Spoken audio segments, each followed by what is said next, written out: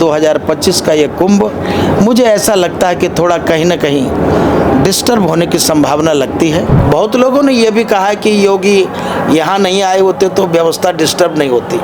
मैं किसी का पक्षधर नहीं हूँ, न योगी का न भोगी का। योगी अगर इस कुंभ को अच्छा करने के लिए परेशान नहीं होते तो बार बार योगी यहाँ नहीं आते। बांग्लादेश वाला हाल, पाकिस्तान वाला हाल, नेपाल वाला हाल कहीं भारत का ना हो जाए। हमारे बड़े बड़े आचार्य भी कुछ इस तरह के कमेंट वगैरह कर लेते हैं, उन्हें अपनी गरिमा का ख्याल करना चाहिए। सनातन के नाम पर दरअसल लोग डिसाइड नहीं कर पा रहे हैं कि सनातन की सही व्याख्या क्या है। सत्ता के पीछे सब भाग रहा है जी।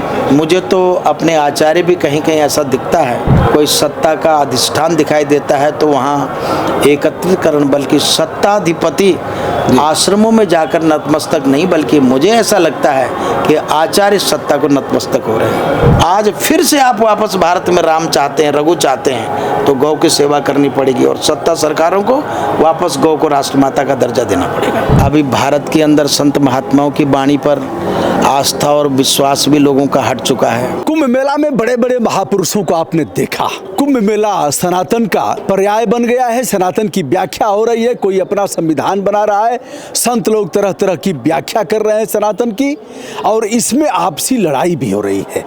कुंभ मेला में एक बड़ा हादसा हुआ, उसे भी लेकर के संतों के अलग अलग विचार हैं। कोई कह रहा है कि अब प्रेत योनि में जाएंगे, कोई कह रहा है कि यह इनको सीधे मुक्ति मिलेगी। एक ऐसे संत से हम आपको मिलवाने जा रहे हैं जो काशी में, देवभूमि उत्तराखंड से काशी में पढ़ाई के लिए आए। मठ में रह करके उन्होंने गुरुकुल पद्धति से शिक्षा अर्जन किया। जो बाबा थे, बड़ी पीठ थी, स्वर्गीय हैं इस समय, देवलोक में हैं। बालकृष्ण यति जी ने कहा अब तुम्हें हमारा शिष्य बनना है। वह छात्र जो पीएचडी तक की शिक्षा लेता है काशी हिंदू विश्वविद्यालय से, व्याकरण में बड़ा कीर्तिमान हासिल करता है, व्याकरणाचार्य हो जाता है और उससे महंत बनाते हैं। यह है सिद्धपीठ हथियाराम की मठ, जिसके 26वें पीठाधीश्वर हैं स्वामी भवानी नंदन यति जी। हम उनसे मिलवा रहे हैं।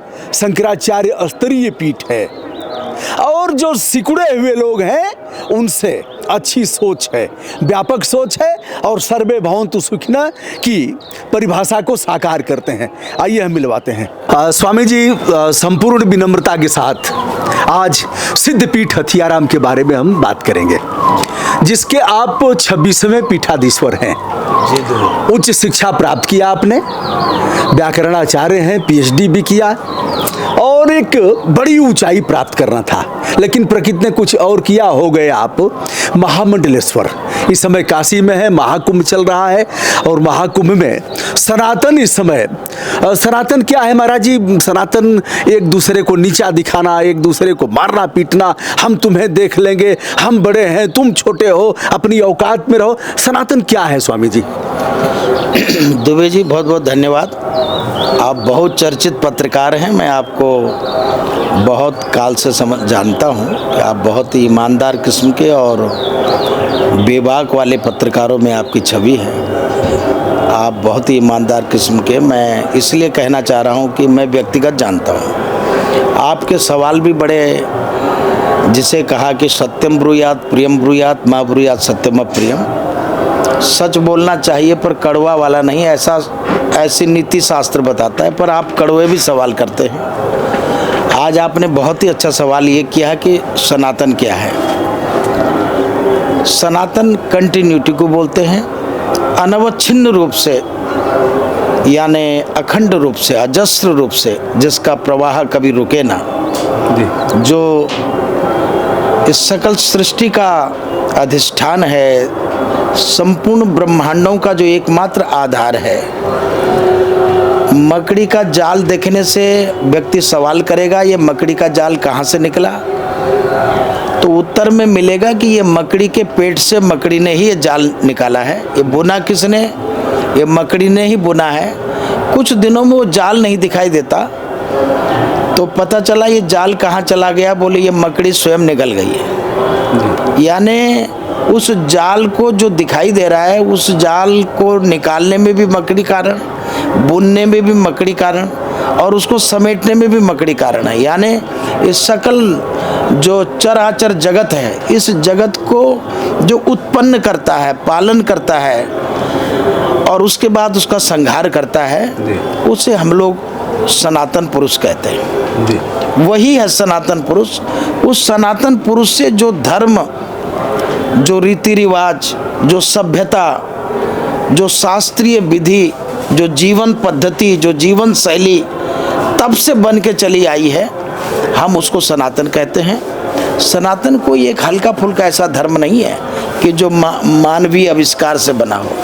जिस तरीके से भारतीय संविधान में एक्ट जोड़े जाते हैं, एक्ट बदले जाते हैं या बाबा अम्बेडकर जी के माध्यम से बने हुए हैं, वो मानवीय विधि व्यवस्था है और ये ईश्वरीय विधि व्यवस्था है, जिसमें कि जातस्य ही ध्रुव मृत्यु ध्रुवम जन्म मृतस्य च। क्या किसी मरने वाले को दुनिया का कोई साइंस, कोई मेडिकल साइंस रोक पाएगा? नहीं रोक पाता। यानी जन्म होगा तो मरना फिक्स है। तो हमारे ये मान्यता है कि मर गया तो फिर जन्मना भी फिक्स है। इसका नाम सनातन है, जो निर्बाध रूप से चलता है, जिसमें कभी व्यतिक्रम उत्पन्न नहीं होता, उसको हम लोग सनातन धर्म मानते हैं। जी, सनातन क्या जैसा था वैसा ही आज व्याख्या हो रही है सनातन की? जी नहीं, सनातन के नाम पर दरअसल लोग डिसाइड नहीं कर पा रहे हैं कि सनातन की सही व्याख्या क्या है। जी। बीच में हिंदू भी आता है, मुस्लिम आता है, ईसाई, क्रिश्चियन, ये सब मानवीय जीवन जीने की पद्धतियां जिसको जैसी अच्छी लगी वैसी बनी। जी। उत्तराखंड में रहने वाला ब्राह्मण मांसाहार भी करता है। दक्षिण भारत में, मैं हिंदुस्तान की बात कर रहा हूँ, दक्षिण भारत में रहने वाला जो व्यक्ति है वो अपने सगे मामा की बेटी यानी बहन से शादी करता है। ये मैं अपने मन से नहीं, मनुस्मृतिकार ने लिखा है, दक्षिणे मातुली कन्या उत्तरे मांस भक्षणम। यानी उत्तराखंड जैसे हिमालयी क्षेत्रों में, तिब्बत आदि में भी मांसाहार को पाप नहीं माना जाता और दक्षिण देश में अपने मामा की सगी बेटी से विवाह करना वो वैध माना जाता है। तो ये जो सकल सृष्टि ये हमारे और प्रकृति पर आधारित धर्म है। ये जी। आज से 400-500 साल पहले सती प्रथा भारत में थी जी। श्रेष्ठ धर्म माना जाता था। तब पत्नी पति के शव के साथ जला दी जाती थी अथवा जल जाती थी जी। उसे हमारे या स्वामी जी अगर नहीं जलती थी तो लोग उठा करके जबरदस्ती जला देते थे। जब ऐसा राजा राम मोहन राय विलियम बेंटिंक ने अपने हिस्ट्री में लिखा हुआ है जी। मैं कहना चाहता हूँ तब भारत का श्रेष्ठ धर्म माना जाता था। आज के भारत का क्या वो श्रेष्ठ धर्म हो सकता है? अगर किसी महिला की उंगली जल जाए तो कितनी धाराएं लग जाएंगी जी। तो कुछ धर्म परिवर्तनीय भी हैं। तब वो सत्य थे, आज वो असत्य हैं। तब वो मान्य थे, आज वो अमान्य हैं। तो ये जो व्यावहारिक जीवन पद्धतियां ये बदलती रहती है, इसे धर्म नहीं कहते जी। इससे जीवन जीने की एक शैली बना दी जाती है। हिमालय में क्या खाना है, दक्षिण में क्या करना है, ये प्रकृति पर आधारित जो धर्म है ये जीवन जीने की पद्धति है। सनातन धर्म हम उसे कहते हैं जो वेद पुरुष से यानी अपौरुषीय वेद को मानते हैं। लोगों को मान भी लेना चाहिए, कुछ चीजें माननी चाहिए।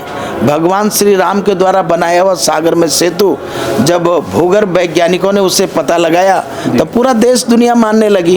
पहले कोई नहीं मानता था। दही सब लोग खाते हैं, उसमें कीड़ा भी होता है, ये साइंटिस्ट लेंस से देख के पता लगाते हैं। आम आदमी इस बात को नहीं मानता। तो जिन ऋषि महर्षियों, ऋषय मंत्र दृष्टारः, हमारे ऋषि मुनि महात्मा तपस्वी ऋषि उनको कहते थे। वो तत्कालीन भारत के वो लोग साइंटिस्ट होते थे। वो प्रयोग करके देखते थे लैब में कि किस चीज़ का क्या असर होता है। तो उन लोगों ने कहा कि एष धर्म सनातनः, यानी धर्म के स्वरूप को देखने के लिए उन्होंने कहा अगर धर्म के मूर्तमंत रूप को देखना है तो कहाँ देखें? जैसे मिठास को देखना चाहते हैं तो गुड़ देखिए, मिठास देखना चाहते हैं तो मिश्री देखिए, उसी तरीके से धर्म देखना चाहते हैं तो रामः एषः विग्रहवान धर्मः, यानी धर्म को अगर मूर्ति रूप में ढाल दिया जाए तो मेरे राम को देखिए, मेरा राम साक्षात सनातन धर्म का आधार है। राम ईश्वर है और ईश्वर से निकला हुआ जो धर्म है उसे हम सनातन धर्म कहते हैं। आज के परिप्रेक्ष्य में आपने कहा बिल्कुल बदल रहा है। धर्म की व्याख्या, धर्म के स्वरूप को तोड़ मरोड़ कर प्रस्तुत करना, अपनी मर्जी के हिसाब से चलना, जिसका जो मन है सो कह देना। वास्तव में भारतीय जो विद्वत समाज है, भारतीय शंकराचार्यों की जो परंपराएं हैं, भारतीय आचार्यों की, ऋषियों की, संत महात्मा गुरुजनों की जो परंपरा है, ये कुंभ इसीलिए आयोजित किया जाता था कि पूरे भारत, महाभारत, अखंड भारत के ऋषि, महर्षि, गुरुजन यहाँ एकत्रित होते थे और धर्म पर धर्म संसद होती थी, शास्त्र पर व्याख्यान होते थे, शास्त्रार्थ होते थे, फिर निष्कर्ष स्वरूप जनता में ज्ञान के रूप में, यानी आचार विचार शिष्टाचार के रूप में दे दिए जाते थे। वो महान भारत था, वो भारतीय होते थे, वो सनातनी होते थे। अभी किस चीज़ पर डिबेट चल रहा है ये तो आप पत्रकार लोग जानते होंगे। मेरे हिसाब से धर्म के वास्तविक स्वरूप को लोग भूलते जा रहे हैं। परमात्मा श्री राम के आचार विचार शिष्टाचार को गोस्वामी तुलसीदास ने रामचरित में और वाल्मीकि ने वाल्मीकि रामायण में लिख के रखा हुआ है, उसे पढ़ना चाहिए। अपने ही पता चल जाएगा। राजा दशरथ की 3 पत्नियां थी और राम ने एक ही पत्नी की थी, कितना अंतर है दोनों में। इस पर विचार इस धर्म संसदों में और कुंभ में सुंदर पवित्र खाइए, संगम नहाइए और आइए और विचार विमर्श करिए और घर जाइए। इसका नाम कुंभ था। महाराज दशरथ जो चक्रवर्ती सम्राट थे, 3 रानियां थीं, 4 पुत्र चौथे पन में उनको प्राप्त हुए थे यज्ञ से, लेकिन भगवान राम ने इस मिथक को तोड़ा। लक्ष्मण ने भी तोड़ा, शत्रुघ्न और भरत ने भी तोड़ा। उन लोगों की एक पत्नियां थी। महाराज श्री ने एक बात सीना चौड़ा करके बताया कि इस देश में देश काल परिस्थिति, जलवायु और वहाँ के धर्म को देखते हुए हिमालय में भी मांसाहार किया जाता है और नॉर्थ ईस्ट में भी लोग मांस खाते हैं, तो उन्हें सनातनी नहीं कहा जाएगा? कहा जाएगा। नहीं, सनातन प्रभु की संतान है, वो सब सनातनी है जी। ईश्वर से सब कुछ निकला। हमारी हिस्ट्री में देखा जाता है, पुराणों में भगवान विष्णु जल में शयन कर रहे थे, उनकी नाभि से कमल निकला, कमल में से ब्रह्मा उत्पन्न होता है, फिर ब्रह्मा से आगे की सृष्टि उत्पन्न होती है। मानसी सृष्टि हुई, संकल्प सृष्टि हुई, मैथुनी सृष्टि हुई। ये स्मृतियां दर्शाती हैं, यानी सकल सृष्टि जो कुछ चर अचर दिखाई दे रहा है, ये हम लोग इसका फाउंडर ब्रह्मा को मानते हैं जी। और हम नहीं मानते, पूरी दुनिया के धर्म मानेंगे। जरा डिस्कशन होके देखे, विचार करके देखे। लड़ने से धर्म की व्याख्या नहीं होती है, मानने से और जानने से होती है। धर्म को समझना पड़ेगा। क्या किसी गिरे हुए भूखे को उठा करके भोजन कराना ये कौन सा वाला धर्म है? किसी भी जाति बिरादरी के व्यक्ति को पानी में डूबते हुए बचा लेना ये कौन सा धर्म है? ये सो धर्म सनातना, यह है सनातन धर्म, जिसे परहित सरिस धर्म नहीं भाई, पर पीड़ा सम नहीं अधिकाई। देश के अंदर समानांतर भाव आना चाहिए। आज जो ऊंच नीच के भाव ने देश को बांट दिया, फिर आज की सरकारें फिर वो कलेक्शन में लग गई हैं कि नहीं बटोगे तो कटोगे, ऐसा नारा सरकार ने दिया अभी हाल में। तो ये अच्छी बात है, बिल्कुल नहीं बंटना चाहिए, मगर नहीं कब हम लोग इकट्ठे होंगे जब परस्पर में सहना भवत सहनो भुनक्तु सहवीर्यम करवा वही तेजस्विना बदितमस्तु। हम सब जब इकट्ठा होकर बैठकर एक साथ बैठकर खाएंगे, एक साथ बैठ कर के रहेंगे, एक साथ विचार विनिमय करेंगे, तो अखंड भारत का स्वप्न साकार होगा। भारत राष्ट्र गुरु तब बनेगा। भारतवासी रामराज बैठे त्रैलोका, हर्षित भयों गो सब शोका। मैं कहता हूँ पंडित जी सुखी हो जाएं और जो हमारे यहाँ जो अंत्यज माने गए हैं क्या वो दुखी हो जाए? नहीं, रामराज बैठे त्रैलोका, हर्षित भयों। राम को भगवान मान लिया, दशरथ को क्यों नहीं माना? क्योंकि दशरथ के अंदर संभवतः वो समानांतर प्रवृत्ति नहीं रही होगी कि वह सबरी के घर जाके बेर खा ले, मल्लाह के घर जाकर मित्रता कर ले और जो कोल भील है उनके बीच में बैठने का काम मेरे राम ने किया है। मतलब कोई शंका नहीं राम को भगवान मानने। भगवान वही होगा जो भारत के हर धर्म और हर वर्ण को लेकर चलेगा, सबसे मैत्री संबंध स्थापित करेगा, भेदभाव मिटा देगा, उसको हम भगवान मानते हैं। वो मेरा राम है। सुन सुत तो ही उऋण में नाही, जो हनुमान को अपना बेटा कह करके प्यार देगा वही भगवान हो सकता है। स्वामी जी, तब क्या मान लिया जाए? हिंदू, मुस्लिम, सिख, ईसाई सभी सनातन मान लिया जाए उनको? बिल्कुल, इस सब का उत्पत्ति तो एक ही जगह से हुई होगी जी। सब माँ के गर्भ से उत्पन्न होते हैं। मुस्लिम घर में हो, ये तो बाद के आचार्यों का बनाया हुआ वर्ण व्यवस्था है जी। स्वयं श्री कृष्ण 5000 साल पहले उन्होंने गीता का उपदेश किया था कुरुक्षेत्र में अर्जुन के प्रति। उन्होंने वहाँ पे कहा चातुर्वर्ण्यम मया सृष्टो गुण कर्म विभाग स, जो जैसा काम करेगा उसकी वैसी जाति निर्धारित करता हूँ। भगवान ने छोटा ऊंच नीच भाव थोड़ी पैदा किया। जो क्लर्की का काम करेगा वो क्लर्क होगा, जो अफसर यानी IAS करके आएगा वो DM होगा। इसमें भेदभाव किस बात का? कर्म के आधार पर भगवान ने बांटा है, धर्म के आधार पर नहीं बांटा है। भगवान ने कहीं नहीं कहा कि मैं तुम्हारा धर्म के आधार पर बांटा हूं। उन्होंने कहा कि चातुर्वर्ण्यम मया सृष्टा गुण कर्म विभाग से, मैं गुणवत्ता यानी कलेक्टर और क्लर्क की गुणवत्ता के आधार पर और कर्म के आधार पर, आपकी ड्यूटी के आधार पर मैं 4 वर्णों की संरचना करता हूँ। महाराज श्री, एक बड़ा हादसा हुआ, आप पहले भी सचेत करते रहे लोगों को। कई लोगों ने बताया कि महाराज जी ने कहा था देखो बहुत भीड़ हो रही है, भगदड़ मचेगी, अपने ढंग से आप लोग जहाँ चाहें वहाँ नहाएं। कुछ आभास हुआ था क्या इस तरह से आपको? देखिए, अगर मैं ये भविष्यवाणी की बात आपके चैनल के माध्यम से करूं तो लोग मेरा मजाक भी उड़ा सकते हैं। अभी भारत के अंदर संत महात्माओं की वाणी पर आस्था और विश्वास भी लोगों का हट चुका है। मैं ये बात कहूँगा तो लोग कहेंगे कि ये आडंबर है। हाँ, ये ज़रूर मेरे 10-20 लोग हैं। मेलाधिकारी विजय किरण आनंद जी के एक अभिन्न मित्र हैं बाबू विपिन सिंह जी, वो उनसे जाना जा सकता है कि मैंने उनसे क्या कहा था। मैंने उनसे यही कहा था कि 2025 का ये कुंभ मुझे ऐसा लगता है कि थोड़ा कहीं ना कहीं डिस्टर्ब होने की संभावना लगती है, जो कि हुआ। खैर, इतने बड़े कुंभ में छोटी मोटी घटना होना माना जा सकता है, इसे होता ही है। इतनी भीड़ होगी, बशर्ते इसे व्यवस्थित करना चाहिए था। मेरे हिसाब से आज के भारत में एक भी जान जाना जघन्य अपराध है, 302 है। तो इसे विचार करना चाहिए कि कितने लोग गए। तो सरकार का आंकड़ा और पत्रकारों का आंकड़ा बता सकता है, मैं तो गिना नहीं हूँ, मगर मेरी आशंका है कि काफ़ी लोग इसमें हताहत हुए हैं, जो कि कुंभ की व्यवस्था के हिसाब से होना नहीं चाहिए था। बहुत सारे लोग योगी जी पर भी टीका टिप्पणी करते हैं। मैं तो कुंभ में प्रवास कर रहा हूँ, योगी जी का हेलीकॉप्टर पर डे ऊपर से उड़ता है। बहुत लोगों ने यह भी कहा है कि योगी यहाँ नहीं आए होते तो व्यवस्था डिस्टर्ब नहीं होती। मैं किसी का पक्षधर नहीं हूँ, न योगी का न भोगी का। मैं तो वो बात करना चाहता हूँ जो मेरे दिल कहता है जी। योगी अगर इस कुंभ को अच्छा करने के लिए परेशान नहीं होते तो बार बार योगी यहाँ नहीं आते। मुझे लगता है कि वो संत ये चाहता था कि कुंभ में कोई दुर्व्यवस्था उत्पन्न न हो, वो खुद हैंडल करना चाहते थे इसे, मगर कहाँ से गड़बड़ी हुई संभव तो मैं सुन रहा हूँ कि इसकी जांच बैठी हुई है, पता चल जाएगा।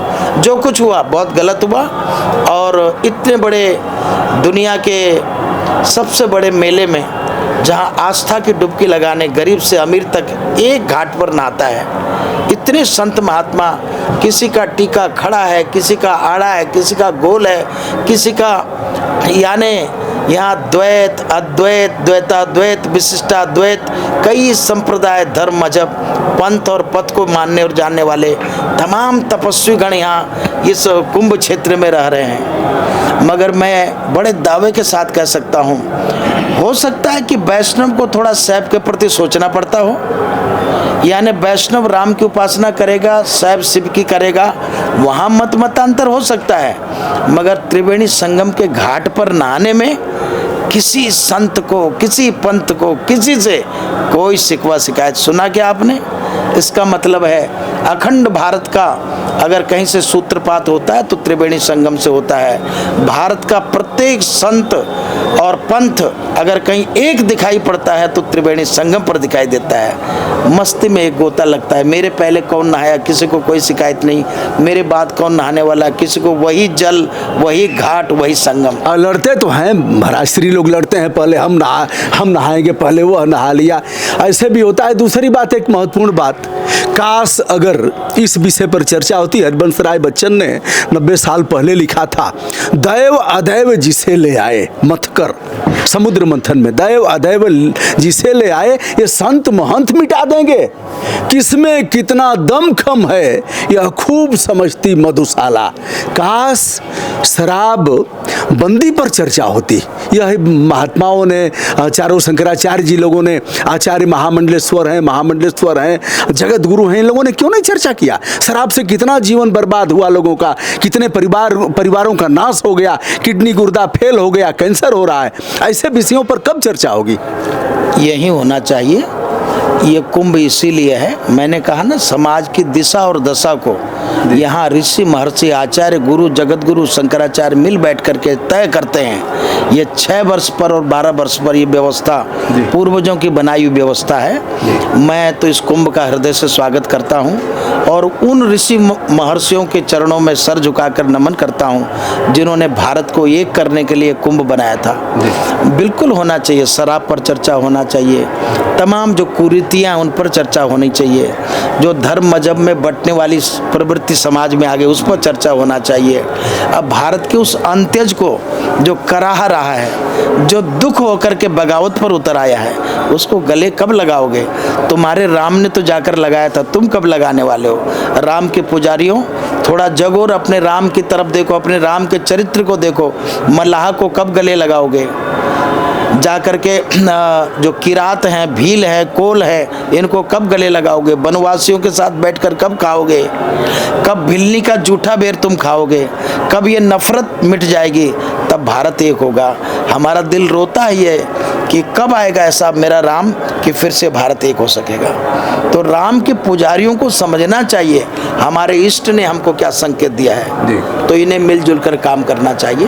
बहुत सारी विसंगतियां मैं भी कभी कभी अखबार में पढ़ लेता हूं, जिसमें कि हमारे बड़े बड़े आचार्य भी कुछ इस तरह के कमेंट वगैरह कर लेते हैं। उन्हें अपनी गरिमा का ख्याल करना चाहिए, क्योंकि मैं तो उतने बड़े शंकराचार्य और जगत गुरु का पद मैंने न तो धारण किया न मैं स्वीकार करना चाहता हूँ, क्योंकि उतने बड़े पद पर बैठने के लिए उतनी बड़ी योग्यता और अपने वाणी पे लगाम और स्वयं के नियमन में, अनुशासन में रहने की प्रवृत्ति होना जरूरी है। तब जाकर के ये भारत विशाल भारत है, सब भारत जगत गुरुओं की तरफ देख रहा है। आज कुंभ के संत महात्माओं के दर्शन करने के लिए भारत उमड़ पड़ा है। क्या खास है यहाँ पर? एक लेटे हनुमान जी छोड़कर, तीर्थराज की पवित्र धरती छोड़कर कोई पिकनिक स्पॉट तो है नहीं। इसका मतलब यही, संगम के जल में ही कुछ जरूर खास बात है जिससे नहाने के लिए सब परेशान है। मैं ये कहना चाहता हूँ कि राष्ट्र भारत को ऊंचाई देने का सपना देखो। अमेरिका, रशिया, चाइना की कतार में, यानी सुप्रीमो पावर की कतार में भारत कब बैठेगा, आपको इसकी चिंता नहीं सताती? भारत को मजबूत, भारत की अर्थव्यवस्था को मजबूत बनाना, बांग्लादेश वाला हाल, पाकिस्तान वाला हाल, नेपाल वाला हाल कहीं भारत का ना हो जाए, इस पर हम हर भारतीय को चिंतित होना चाहिए। हम तो इस धरती से राष्ट्र भारत के प्रत्येक व्यक्ति के लिए प्रार्थना करने आए हैं। उत्तर मतलब हिंदू के लिए मैं सर्वे भवन्तु सुखिनः सर्वे सन्तु निरामया सर्वे भद्राणि पश्यन्तु मा कश्चित् दुःख भाग् भवेत्। क्या लगता है मेरी इस प्रार्थना में, मेरी इस प्रेयर में आपको मुसलमान बाहर दिख रहा है? सर्वे भवन्तु सुखिनः में कौन सर्वे में आता है? मैं तो वसुधैव कुटुम्बकम को चरितार्थ करने का सपना देखा करता हूँ कि किसी दिन ये विश्व अपना परिवार था, फिर भगवान की मर्जी होगी तो ये विश्व फिर अपना परिवार होगा। समय अटकलें लेता है, थोड़ा नदी भी बहती है तो कहीं ऊंचाई पर, कहीं गहराई पर, कहीं स्थिर होकर कहीं द्रुत गति से बहती है। ये समय चक्र है, ये कालक्रमेण जगतः परिवर्तमाना चक्रार पंक्ति व गच्छति भाग्य पंक्ति। ये तो दैव योग है, ये बदलता अदलता रहता है। मैंने कहा ना कि इतिहास अपना पन्ना पलटता है, फिर बदलेगा। तो क्या इसका चुपचाप इंतजार किया जाए, हाथ पर हाथ रख करके कि नहीं, इतिहास पन्ना पलटेगा, ऐसा समय अच्छा आएगा, अभी सब देखते हैं, समय तो अच्छा आएगा ही? हमने ये बात बिल्कुल नहीं कही। इसमें समाज को अपना योगदान करना चाहिए और नेतृत्वकर्ताओं को इसका उपदेश करना चाहिए, मार्गदर्शन करना। वे कौन है स्वामी जी? नेतृत्वकर्ता सामाजिक सरोकारों से जुड़े हुए लोग हैं, राजनीति से जुड़े हुए लोग हैं, धर्म से जुड़े हुए लोग हैं, शिक्षा से जुड़े हुए लोग हैं, संस्कृति से जुड़े हुए लोग हैं, लोक संस्कृति से जुड़े हुए लोग हैं, कला से जुड़े हुए लोग हैं। यानी जो फिल्में बनती हैं उनको, उनका डायरेक्शन भी उसी तरीके का देश निर्माण की तरफ, राष्ट्र प्रेम की तरफ होना चाहिए। धर्म सत्ता राज सत्ता को आदेशित करती थी, कहती थी ऐसे करो और ऐसे करना चाहिए, वो लोग मानते भी थे। क्या आज भी ऐसा ही है, या फिर धर्म सत्ता के लोग चुप हैं, या फिर जय जयकार कर रहे हैं राज सत्ता की? हाँ, ऐसा दिखाई तो पड़ रहा है मुझे।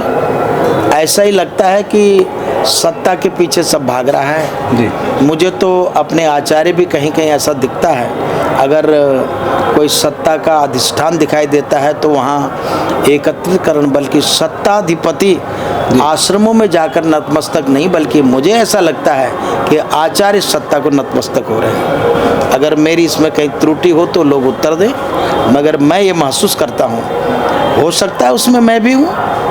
यानी सत्ता से सब कोई प्रभावित है, इसीलिए सत्ता को पाने के लिए सब परेशान है, और उस सत्ता को पाने की होड़ ने देश को बहुत पीछे कर दिया है। देश को आगे करने में नहीं, खुद को आगे करने में सब लगा हुआ है। इसलिए राष्ट्र भारत भगवान भरोसे जरूर चल रहा है जी। महाराज श्री अंतिम सवाल, स्वामी अभिमुक्तेश्वरानंद जी जो शंकराचार्य के रूप में प्रतिष्ठापित हैं और ज्योतिष मठ के शंकराचार्य हैं, उन्होंने कहा कि गाय को राष्ट्रमाता बनाने के लिए वो काफ़ी संघर्ष कर रहे हैं। तो उन्होंने कहा कि हिंदू तो कोई है नहीं, कोई भी मुख्यमंत्री हिंदू नहीं है, आखिर ये लोग गाय को राष्ट्रमाता कब घोषित करेंगे? एक छत्रराज है देखा जाए, जैसे चक्रवर्ती सम्राट दशरथ का था, कोकहु रंकहु करौ नरेशु, कोकहु नृपत निकालौ देशु, इतनी बड़ी ताकत थी। अब कब होगा? गौ माता राष्ट्र भारत की पूज्यमान रही हैं। हमारे जो सनातन धर्म है, उस सनातन धर्म का सबसे बड़ा आधार पुरुष तो राम है जी। यानी कोई भी पथ और पंथ ऐसा मैंने नहीं देखा, चाहे वो कबीर पंथ हो, वो गुरु नानक हो, परंपरा हो, शैव हो, शाक्त हो, द्वैत हो, अद्वैत हो, सारे लोग राम के चरणों में नतमस्तक होते हैं जी। तो अपने राम की जीवन शैली से देख लीजिए, भगवान श्री राम ने रामचरितमानस में एक जगह प्रतिज्ञा की कि रघुकुल रीति सदा चली आई, प्राण जाए पर। ये कौन से रघु थे? ये कौन थे वो रघु जिनकी रघुकुल का नाम लेकर के राम बड़ा स्वाभिमान यानी गर्व महसूस करते हैं? ये कौन थी ये रघुकुल की परंपरा जी? ये रघुकुल की परंपरा कौन थी? कौन थी ये रघुकुल की परंपरा? उनके पूर्वज थे, रघु थे जी। ये रघु का जन्म कैसे हुआ? ये दिलीप के बेटे थे जी। और दिलीप ने गाय की सेवा की थी, और गाय की सेवा करने से रघु पैदा हुए, ऐसा रघुवंश महाकाव्य दर्शाता है जी। यानी हम स्पष्ट मान सकते हैं कि गौ सब कुछ दे सकती है। हो सकता है भारत के अंदर आज जो विभीषिका उत्पन्न हुई है, जो बेरोजगारी फैली हुई है, जो लोग परेशान है, नाना प्रकार की व्याधि आदि फैली हुई है, हो सकता है जिस दिन घर घर में गौ बन जाएगी, जिस दिन राज भारत की सत्ता गौ को अपनी माता स्वीकार कर लेगा, राष्ट्रीयता उसे प्रदान कर देगा, तो मुझे लगता है कि बहुत सारी चीज़ों को तो हल स्वयं ही हो जाएगा। तो अभिमुक्तेश्वरानंद जी अगर इस पक्ष में अगर कहीं अपनी लड़ाई इस पक्ष पर लड़ रहे हैं तो मैं उनके साथ हूँ जी। क्योंकि गौ तो राष्ट्रमाता है ही है जी। जब राम की कुल में गौ की पूजा से रघु पैदा होते हैं जी। तो फिर आज फिर से आप वापस भारत में राम चाहते हैं, रघु चाहते हैं, तो गौ की सेवा करनी पड़ेगी और सत्ता सरकारों को वापस गौ को राष्ट्रमाता का दर्जा देना पड़ेगा। और कहा भी गया है कि विप्रधेनु सुर संत हित लिंग मनुज अवतार, भगवान ने अवतार लिया था मनुष्य के रूप में इसी की रक्षा के लिए, और आज वह संकट में है। गाय की बात कर रहे हैं स्वामी अभिमुक्तेश्वरानंद जी, तो वह लग रहा है कि अलग थलग पड़ गए हैं, पूरे लोग एक पाले में और अभिमुक्तेश्वरानंद जी एक पाले में। मुझे नहीं लगता कि भारत का कोई भी संत, मैं जिम्मेदारी लेता हूँ इस बात की, मैं हालांकि संत समाज का कोई मीडिया प्रभारी नहीं हूँ, मगर इस बात को मेरा दिल गवाही करता है कि इस कुंभ में आए हुए हों या अपने आश्रमों में विराज रहे हों, कोई भी संत महात्मा जगत गुरु शंकराचार्य कभी अपनी जबान से गौ माता के विरुद्ध सोच नहीं सकता है। यानी गौ को राष्ट्रमाता बनाने पर पूरा भारत और पूरा संत समाज एक मत से सहमत होगा, ऐसा मैं दावा करता हूँ। उनका किस पक्ष में, किस कमेंट पर, उनके कौन से संवाद पर क्या विरोध है, वो कोई दूसरा विषय हो सकता है। गौ के पक्ष में भारत का संत विरोध करे, ऐसा मैं कभी नहीं मान सकता। महाराज श्री, जो लोग दिवंगत हुए हादसे में, जो स्नान के पर्व पर हुआ था, तो क्या वह अकाल मौत हुई है? और अकाल मौत होने के बाद व्यक्ति प्रेत योनि में जाता है, उसके लिए तमाम कर्म कांड करने पड़ते हैं, ऐसा बताया जाता है। तो उनका क्या हुआ होगा? वह प्रेत योनि में गए होंगे, सदगति हुई होगी। देखिए, जो वहाँ पर जो भी कैजुअल्टियाँ हुई हैं, जो भी समाचार से पता चलता है, वो बहुत बुरा हुआ है जी। इतना बुरा हुआ है कि उनके अभिभावकों की आंखों में आंसू देख करके अपने भी आंसू आ जाते हैं। देखिए, स्वजन परिजन से प्रेम अगर नहीं है किसी को, तो राष्ट्र से प्रेम कैसे कर सकता है? मेरे हिसाब से ये बहुत दुख की बात है। मेरे हिसाब से सभी धर्माचार्यों को इसके प्रति संवेदना व्यक्त करनी चाहिए, सरकार को उन लोगों की मदद करनी चाहिए, और प्रशासन के या किसी भी शासन के माध्यम से अगर कोई त्रुटि हुई तो उसे क्षमा मांगना चाहिए। रही बात आपके इन शब्दों में कि वो प्रेत योनि में जाएंगे, क्या जाएंगे, देखिए मैं बैठ कर तो देख नहीं पा रहा हूँ जी। केवल मैं कयास लगा सकता हूँ, अंदाजा लगा सकता हूँ, और शास्त्रों के आधार पर जी बोल सकता हूँ कि हाँ, दबने से, जलने से, डूबने से, सांप के काटने से हमारे जो धर्मशास्त्र हैं वहाँ उसको अपमृत्यु, असमय मृत्यु, अकाल मृत्यु ऐसा माना जाता है, और उसके लिए तमाम जो व्यवस्थाएं शास्त्र ने दी हुई है। मर्यादा पुरुषोत्तम भगवान श्री राम के पिता दशरथ थे, और भगवान के ही पिता दशरथ हाय राम करते हुए शरीर त्याग दिया उन्होंने। आप इसको कौन सी मृत्यु कहेंगे? ये एक प्रकार से अकाल मृत्यु है जी। हालांकि हमारे यहाँ कहा कि मुख से राम, अंत राम कहे आवत नाही जी। अंत में जिसकी जबान से राम निकल जाए वो आवत नाही, माने जन्म मरण के प्रवाह में नहीं आता। और ये भी है कि अंत में राम आता भी नहीं है अंतिम समय में। ठीक है, आता है नहीं आता, जहाँ आता है जी। वो फिर नहीं आता जी।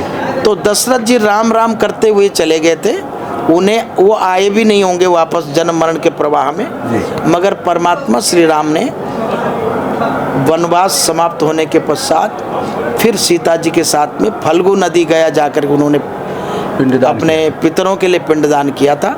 हम राम के चरणों के अनुरागी, हम राम के चरित्र को अपने जीवन में उतारने का प्रयत्न करने वाले लोग हैं, हम राम भक्त लोग हैं, हम राष्ट्र भक्त लोग हैं। हमें भी करना चाहिए, उनके अभिभावकों को भी। ऐसा नहीं कि ऐसा हो गया तो हम ऐसा नहीं करेंगे। जब शास्त्र ने कहा है तो उन्हें यह कार्य जरूर करना चाहिए। और तीर्थ में चूँकि काश्याम मरणान मुक्ति लिखा हुआ है, ये मैं स्वयं से नहीं, ऋति ज्ञाना न मुक्ति, बिना ज्ञान के मोक्ष नहीं होता, मुक्ति बिना ज्ञान के किसी को नहीं होती। मगर शास्त्रों में लिखा है कि काश्याम मरणान मुक्ति, काशी में मरने मात्र से मोक्ष होता है। आज का भारत स्वीकार करे या न करे, मगर मैं ये जरूर कहूँगा, मैं प्रार्थना भी भगवान से करूँगा, उन दिवंगत आत्माओं के लिए प्रार्थना करूँगा कि वह ब्रह्मलीन हो, उनका जन्म मरण का प्रवाह चक्र समाप्त हो, और अगर उनकी इस तरीके से मृत्यु से कहीं आत्माएं मतलब भटकने के चांसेस होंगे, तो हमारी इतनी संत महात्मा, प्रेयर में बड़ी ताकत है, प्रार्थना में बहुत ताकत है। सारे लोग प्रार्थना करेंगे कि उनकी आत्माओं को ईश्वर शांति प्रदान। हाँ, कोई अनुष्ठान ऐसा कुंभ मेला में आप लगातार यहाँ रुद्री पाठ हो रहा है, आप तमाम कर्मकांडी हैं, क्या इस तरह का कोई आयोजन एक दिन के लिए, 1 घंटे के लिए कुछ करेंगे कि सबका मोक्ष हो जाए? दुबे जी 18 किलोमीटर तीर्थराज प्रयाग का ये पावन पवित्र क्षेत्र, ये हर संत, हर सदग्रंथ ये बात निसंकोच रूप से उच्चारण कर रहा है कि ये तीर्थ नहीं, ये तीर्थराज है और इसको प्रयाग कहते हैं। प्रयाग नाम है प्रकृष्टेन यागः, यानी जिस यहाँ 18 किलोमीटर गंगा जी के तट पर पड़ी हुई बालू के जो कण हैं वो गिने जा सकते हैं, मगर अनादिकाल से आज तक हमारे संतों ने जो यज्ञ याग आदि अनुष्ठान यहाँ किए हैं उनकी संख्या को गिना नहीं जा सकता है। तो फिर भला मैं क्यों नहीं करूँगा? यहाँ जितने संत आए हुए हैं, ऐसा कौन सा शिविर है जिसमें राम नाम संकीर्तन नहीं हो रहा है, जिसमें स्वाहाकार नहीं हो रहा है, जिसमें सत्संग नहीं चल रहा है, जिसमें अन्य क्षेत्र नहीं चल रहा है?